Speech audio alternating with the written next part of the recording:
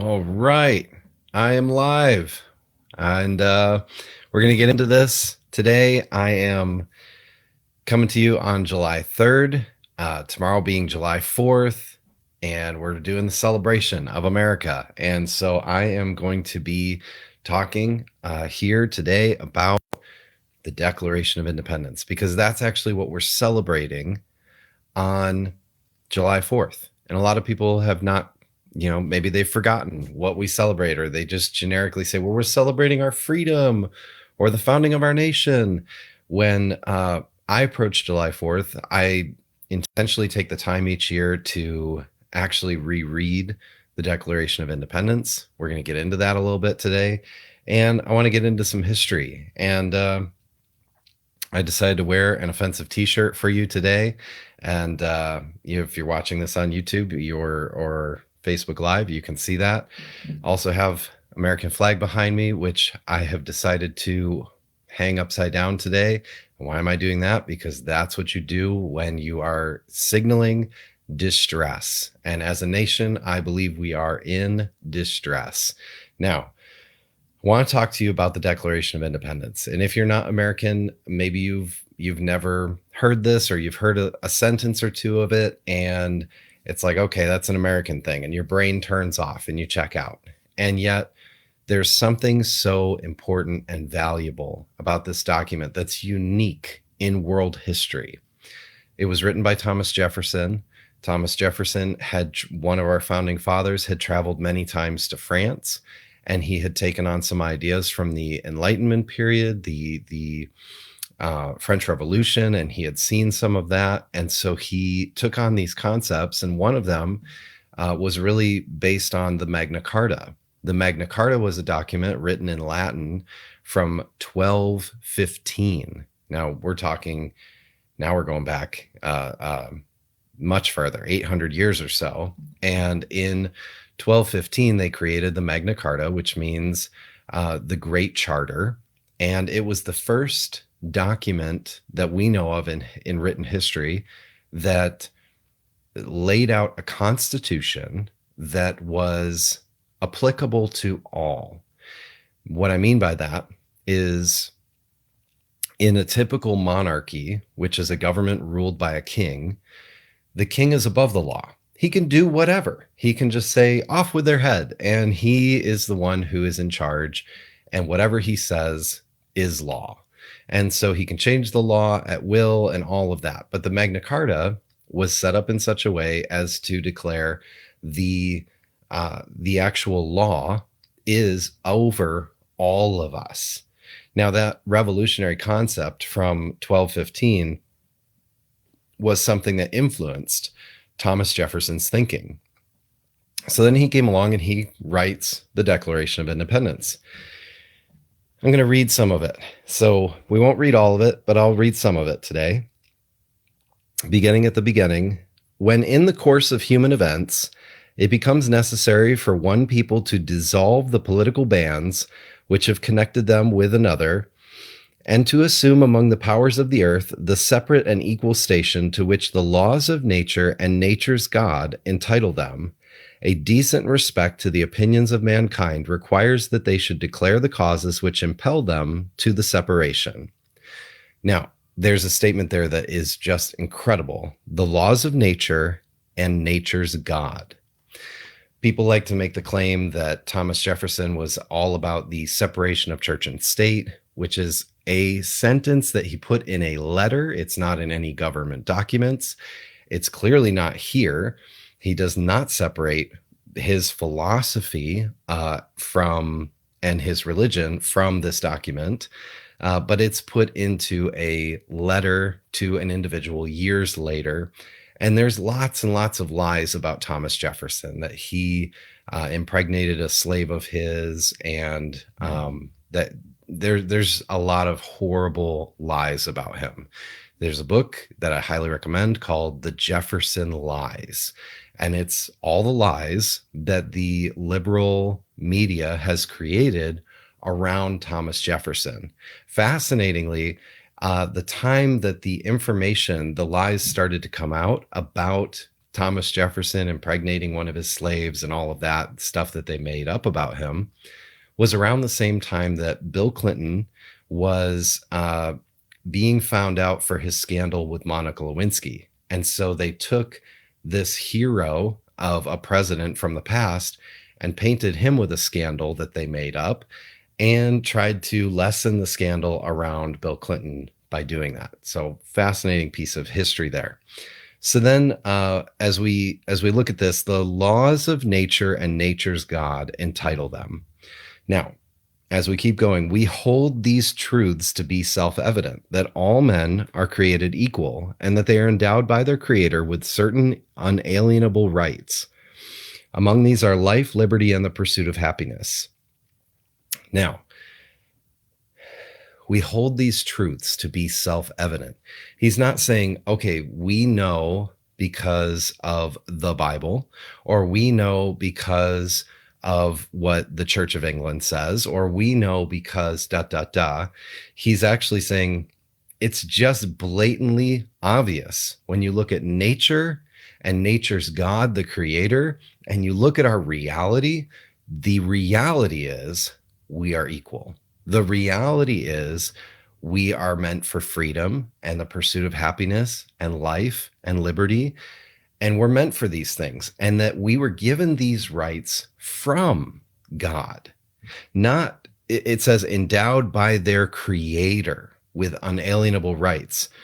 Now, the unalienable rights is such a fascinating concept, because in other countries where their constitution is put together not as an inalienable right from God.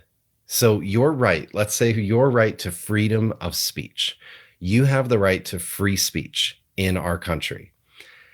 Why do we have that? Because we have a philosophy behind the Declaration of Independence that says God gave you the right to say anything you want to say. You have that freedom given to you by God, and the government cannot get in the way of that. The government does not have a right to ever stand in the way of your freedom of speech or your freedom to self-protect with a weapon. This is what the founders were acknowledging, is that God gave you these rights, and the government doesn't have the right to get in the way of that.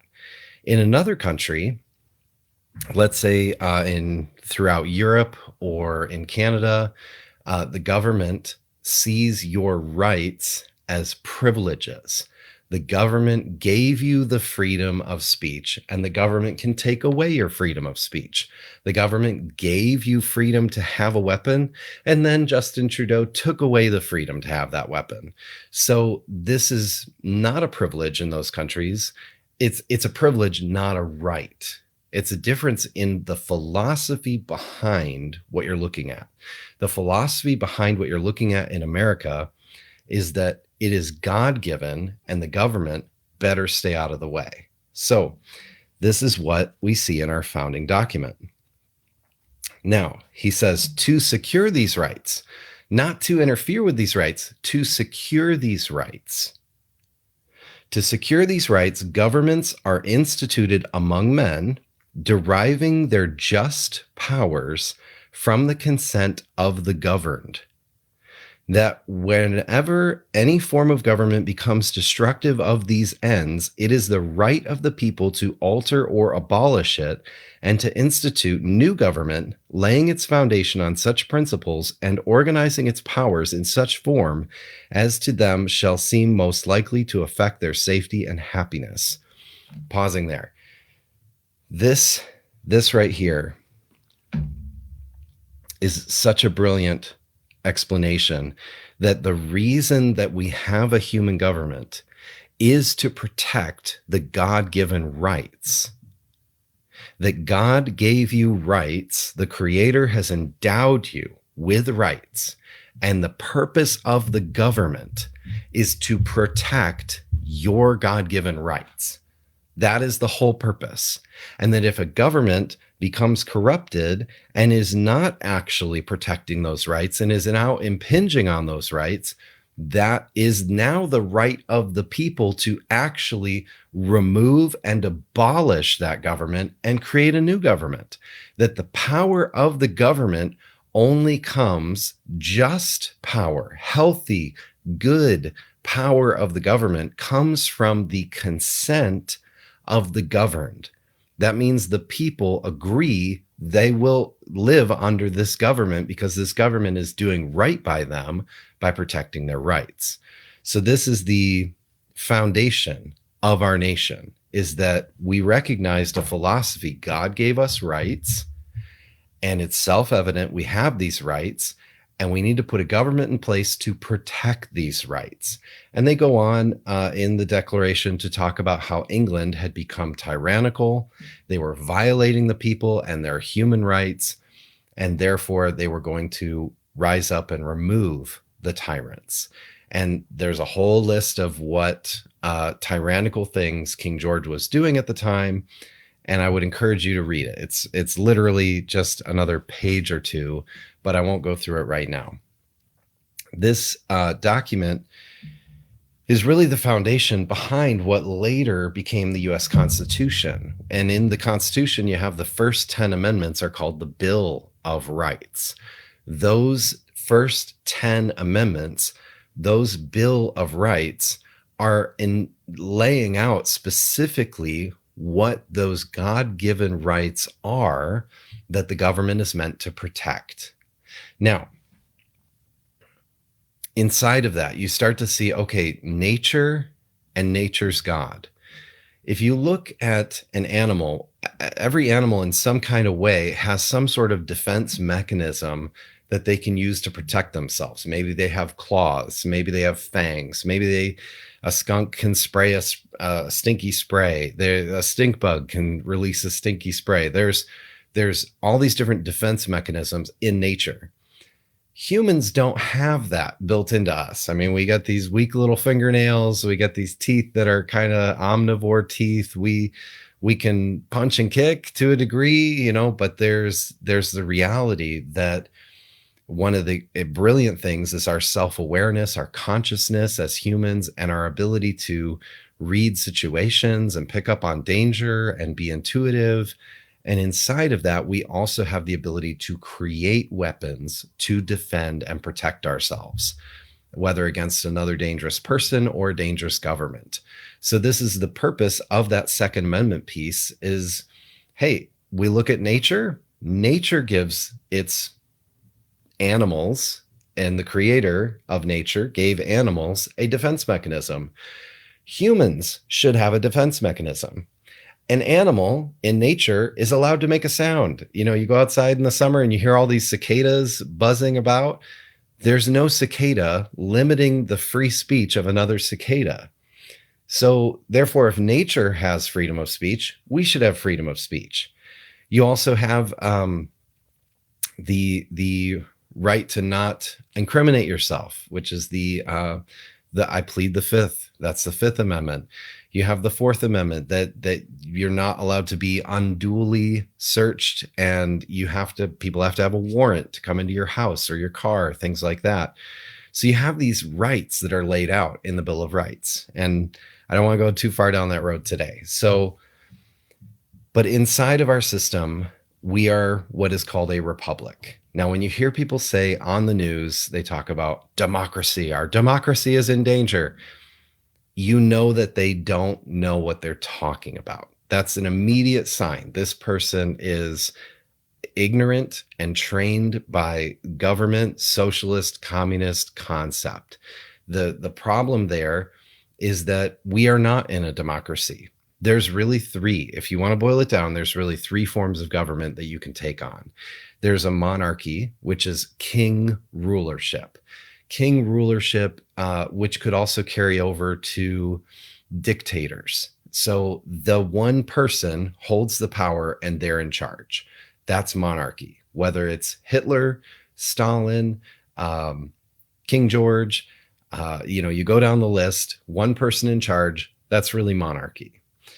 You can get into other flavors and say, well, rule by a group of elites, that's an oligarchy. Sure. There's communism, socialism, all of that. But at the end of the day, let's boil it down to three. There's king rulership. There's group rulership, which is a democracy. If 51% of the group votes, we're going to do this, then you do that. That is the mob rule. Then you have the third is a republic. In a republic, the law is the king. The law is in charge. With the law being in charge, it creates a totally different dynamic. Because let's say that you're in the Old West and it's like a cowboy movie kind of setting. And a group of people, the townspeople, come out and they say, "We saw you rob the general store. String him up." And more than half the crowd is yelling, "String him up." And they're going to hang you. They're going to hang you right there because the mob has spoken. In a democracy, you're going to get hanged. Now, in a kingship, a monarchy, he might come along and say, "Don't hang him. I am the king. I pardon him. He's free to go." But likely the king's not there. So whoever's in charge of the mob is the democracy. They're going to string you up. Thankfully, we live in a republic, though. In a republic, the sheriff, which is the representative of the government and the law, comes out and grabs you, pulls you into the jail, locks you there, and says, "We're going to have him appear before the judge. We're going to have a fair trial. We're going to have people give their testimony as witnesses."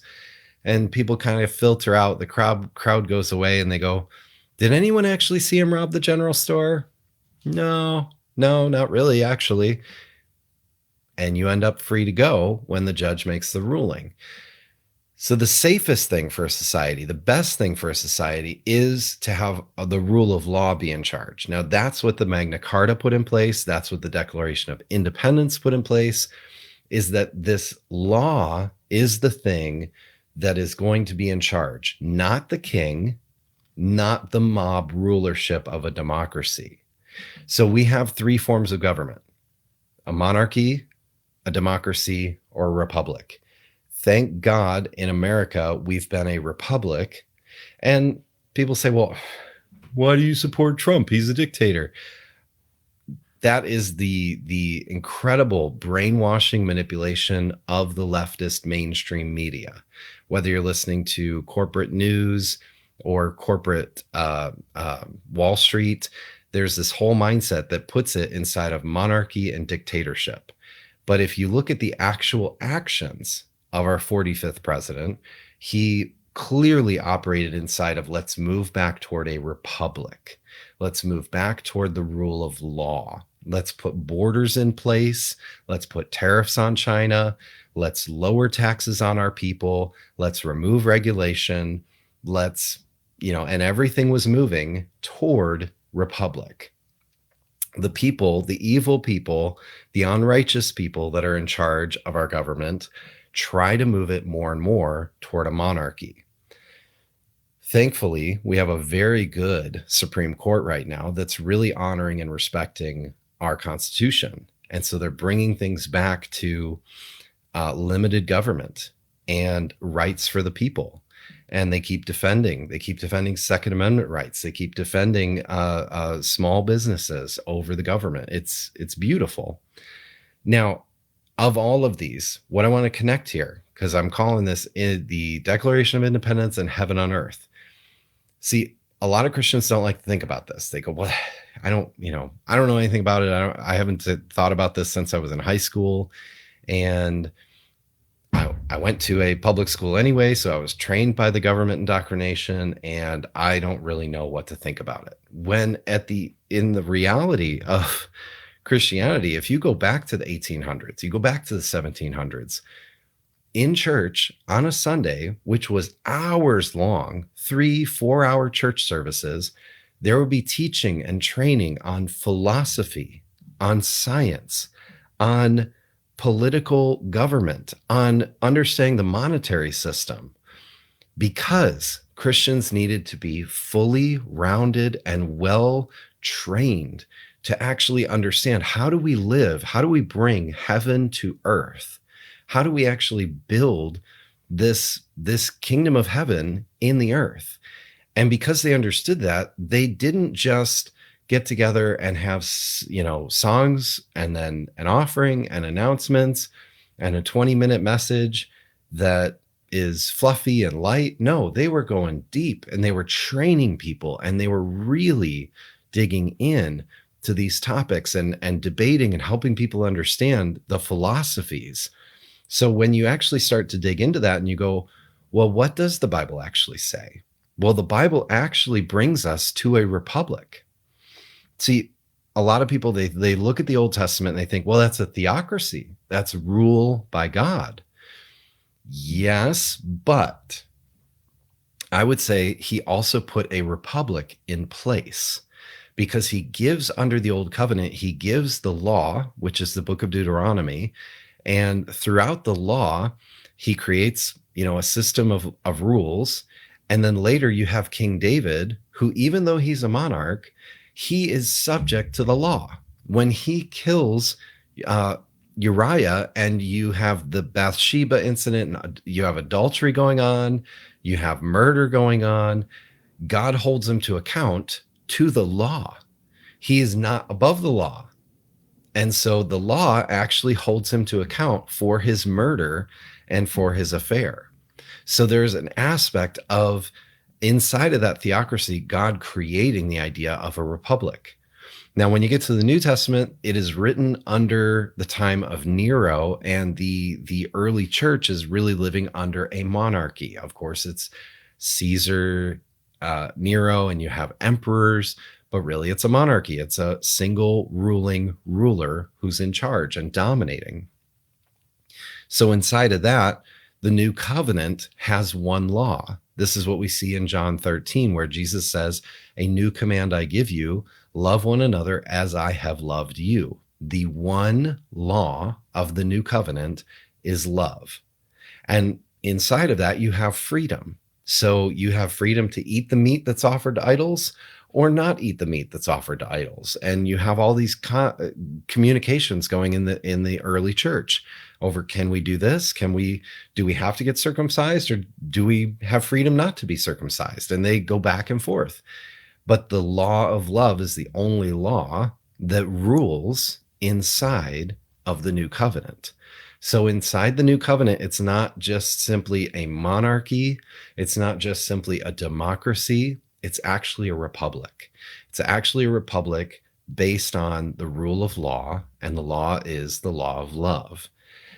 So we have in front of us a challenging 6 months in our country, choice between a whole left side of our country that wants mob rule or monarchy, dictatorship. And on the right side, which by right, I mean right wing and correct, you have Christian believers all around the country who want to see us move back to a republic, a place of safety, a place of enforcing protection over God-given rights, and a right to protect yourself, right to protect your land, right to protect our borders, and moving in that direction. So I hope this has been enlightening. I hope that as you move into your 4th of July, you take some time, look it up on your phone, take 5 minutes, read the Declaration of Independence, and pray over our country. And before you go, I want to pray together. So, Father, I lift up our nation together. I thank you for godly leadership. I thank you for righteous leaders on the right who are rising up, who are having more of a voice, who are standing against all of this wave of wickedness that is trying to overwhelm our country.